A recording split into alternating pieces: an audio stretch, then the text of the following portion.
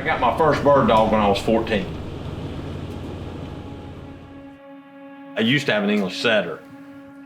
And I had him broke, you know, we shot birds over him and had a good time with him. And but it was always the love of the dog that was the key thing. And then so after that, I rabbit hunted and coon hunted and did other things, but everything always with a dog. There was no hunting I've ever done that didn't involve a dog. What started as a passion for a bird dog, you know, half of his name is bird and the other half's dog. So we have to have birds in order to have a bird dog. And so that was just important for us. We knew that, but until we got here and we started cultivating the land here and developing the land for what we were trying to do, we didn't realize how important that was in the whole process of having a true all-age bird dog. And so that was what continued to drive us, is the desire to have the quail. So now I would say the habitat and the land management and the quail management is almost as big a passion now as the bird dog started out being. So what started as a bird dog back when I was 14 years old has now turned into a passion for the dog and the land and the quail and the whole thing. So it's just, you know, a big ball. You can't have one without the other. So.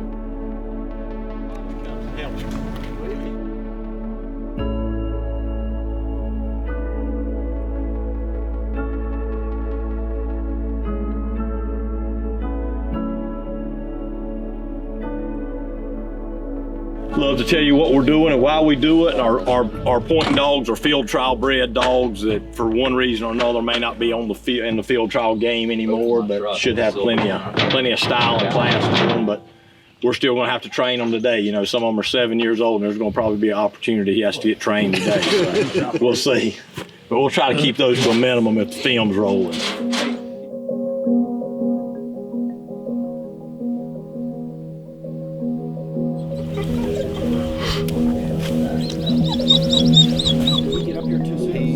No, we're fixing it.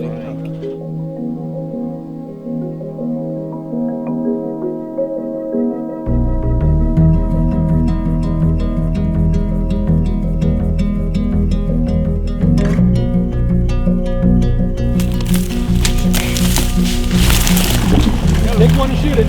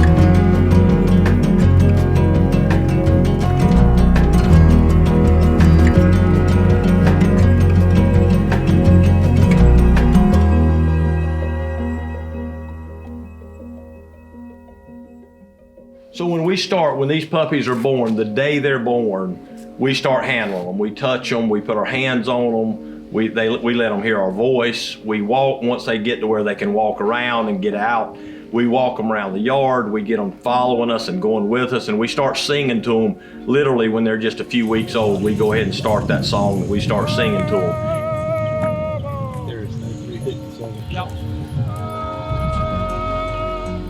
And normally we sing that song when it's something that they're doing right.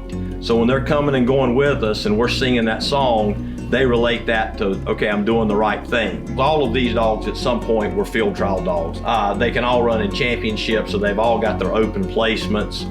And it's just part of the whole process to get them to the point that they're ready to, that they know what they're doing right. And later in the season, as these birds get jumpier, we have to tone that down a little bit, because not only can the dogs hear us coming, but the birds hear us coming too, and everything out here kind of figures out what's going on.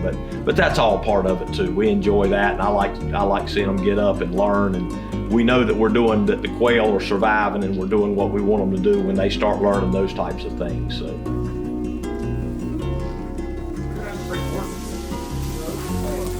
Yeah.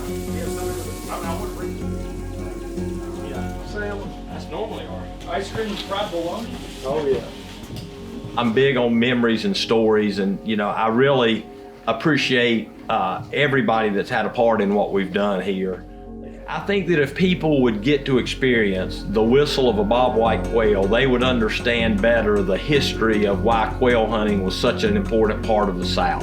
And really the whole country. I mean, there was a time that quail hunting and bird dogs and bird hunting, that everybody used to call it, I mean, that was such a vital part of the whole country.